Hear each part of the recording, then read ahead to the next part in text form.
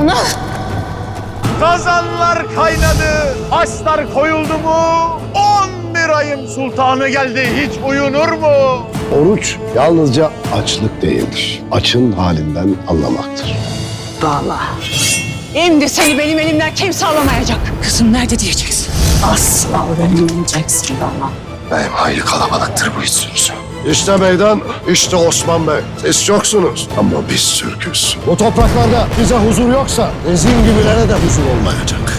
Kibrim ve inadım değişmez. Benim atam Oğuz, kanım aynı kan. İnadım aynı inat. Baş ver, can ver ama asla boyun eğmem. Azdan az, çoktan çok gider.